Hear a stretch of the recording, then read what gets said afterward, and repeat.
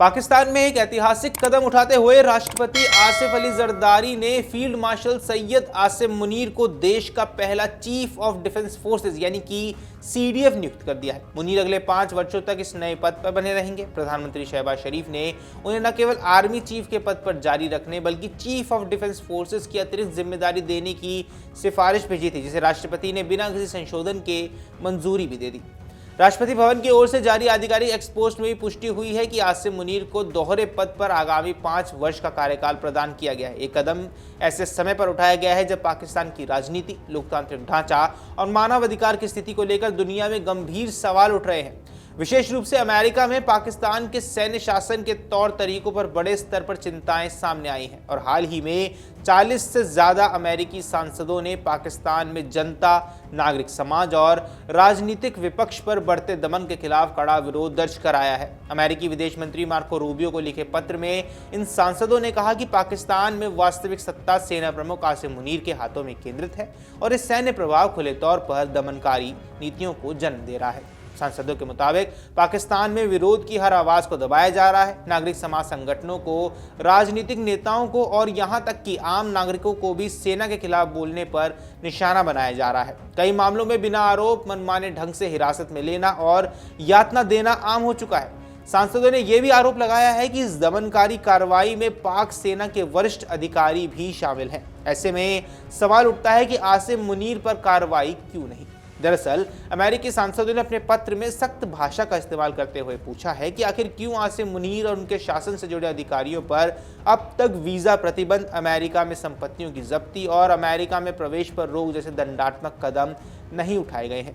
पत्र पर हस्ताक्षर करने वालों में कांग्रेस सदस्य प्रमीला जयपाल, रशीदा तलेब, ग्रेग कैसर सहित कुल 44 सांसद शामिल हैं। इन सांसदों ने मांग की है कि पाकिस्तान में लोकतांत्रिक अधिकारों को कुचलने वाले अधिकारियों को किसी भी तरह की छूट न दी जाए।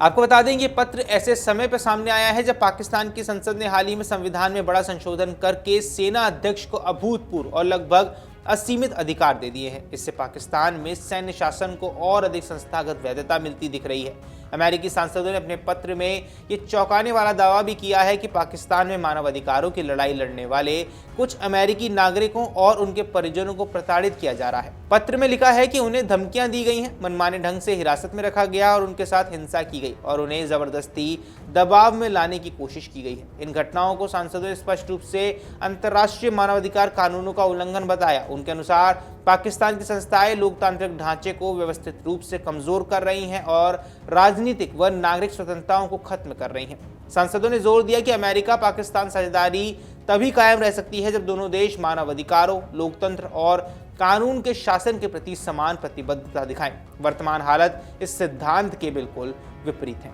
अमेरिकी सांसदों ने पत्र में कुछ विशेष मामलों का उल्लेख भी किया है जिनमें पाक सेना का दमन स्पष्ट नजर आता है। पहला है पत्रकार अहमद नूरानी का मामला। दरअसल वर्जीनिया में रहने वाले खोजी पत्रकार अहमद नूरानी पाकिस्तानी सेना में भ्रष्टाचार से जुड़े मामलों को उजागर करने के लिए जाने जाते हैं। सांसदों के अनुसार नूरानी को लगातार धमकियां दी गई। उनकी एक रिपोर्ट सामने आने के बाद इस्लामाबाद में उनके भाइयों को घर से अगवा किया गया, उन्हें पीटा गया और 1 महीने से ज्यादा समय तक हिरासत में रखा गया।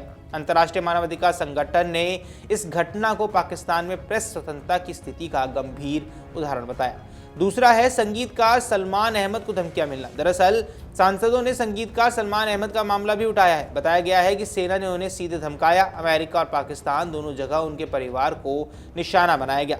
उनके साले को बिना किसी आरोप के अगवा किया गया और FBI के हस्तक्षेप के बाद ही रिहाई मिली। पत्रकारों और कलाकारों पर यह दबाव पाकिस्तान में अभिव्यक्ति की स्वतंत्रता के गंभीर संकट को भी दर्शाता है।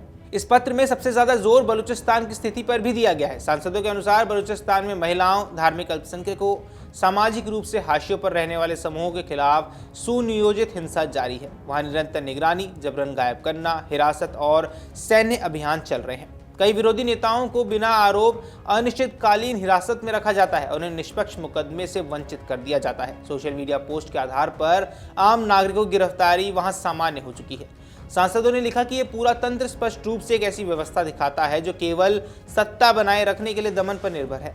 आसिम मुनीर को एक साथ आर्मी चीफ और पहले चीफ ऑफ डिफेंस फोर्सेस नियुक्त करना पाकिस्तान में सैन्य सत्ता का केंद्रीकरण और की दिशा में बड़ा कदम है। ये ऐसे समय पर हो रहा है जब दुनिया में कई लोकतांत्रिक देश पाकिस्तान में मानव अधिकारों और राजनीतिक स्वतंत्रता की स्थिति पर गंभीर चिंता जता रहे हैं। अमेरिकी सांसदों का पत्र ये भी दर्शाता है कि अंतर्राष्ट्रीय मंच पर पाकिस्तान की साख तेजी से गिर रही है। लोकतंत्र, मीडिया स्वतंत्रता, नागरिक अधिकार और संवैधानिक संतुलन, इन सभी मोर्चों पर पाकिस्तान गहरी चुनौती का सामना कर रहा है। अगर आप ये वीडियो YouTube पर देख रहे हैं तो हमारे चैनल को सब्सक्राइब कर बेल आइकन दबाएं और Facebook पर देख रहे हैं तो हमारे पेज को लाइक करें।